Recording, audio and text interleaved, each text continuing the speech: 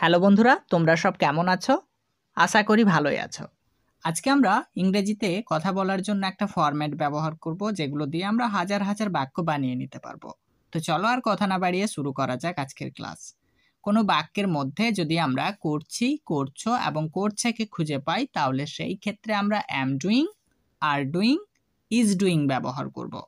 তো চলো আমরা উদাহরণ ফলো করি, তাহলে ব্যাপারটা পরিষ্কার হয়ে যাবে। আমি করছি, আই অ্যাম ডুইং। আই মানে আমি, অ্যাম ডুইং মানে করছি।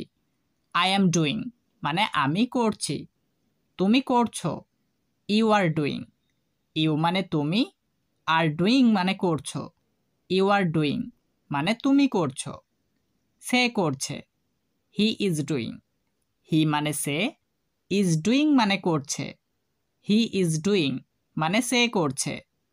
তারা করছে, দে আর ডুইং। দেই মানে তারা, আর ডুইং মানে করছে। দে আর ডুইং মানে তারা করছে।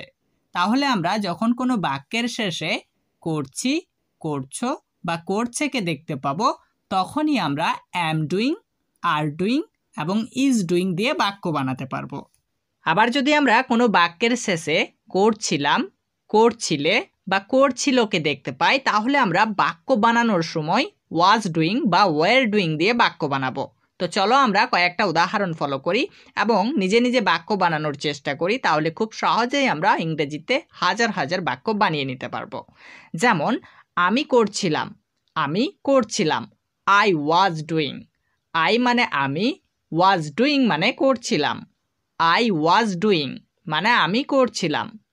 তুমি করছিলে, ইউ ওয়ার ডুইং। ইউ মানে তুমি, ওয়ার ডুইং মানে করছিলে। ইউ ওয়ার ডুইং মানে তুমি করছিলে। সে করছিল, হি ওয়াজ ডুইং। হি মানে সে, ওয়াজ ডুইং মানে করছিল। হি ওয়াজ ডুইং মানে সে করছিল। তারা করছিল, দে ওয়ার ডুইং। দে মানে তারা, ওয়ার ডুইং মানে করছিল। দে ওয়ার ডুইং মানে তারা করছিল। তাহলে আমরা যখনই কোনো বাক্যের শেষে করছিলাম, করছিলে বা করছিলকে দেখতে পাবো, তখনই আমরা ওয়াজ ডুইং বা ওয়ার ডুইং দিয়ে বাক্য বানাবো। আবার যদি আমরা দেখতে পাই কোনো বাক্যের শেষে করেছি, করেছো, করেছেকে, তখন আমরা হ্যাভ ডান বা হ্যাজ ডান দিয়ে বাক্য বানাবো। তো চলো আমরা নিজে নিজে কয়েকটা বাক্য বানাই, তাহলে আমাদের খুব সহজে এটা আয়ত্ত হয়ে যাবে। আমি করেছি, আই হ্যাভ ডান। আই মানে আমি, হ্যাভ ডান মানে করেছি। আই হ্যাভ ডান মানে আমি করেছি। তুমি করেছো, ইউ হ্যাভ ডান। ইউ মানে তুমি, হ্যাভ ডান মানে করেছো। ইউ হ্যাভ ডান মানে তুমি করেছো।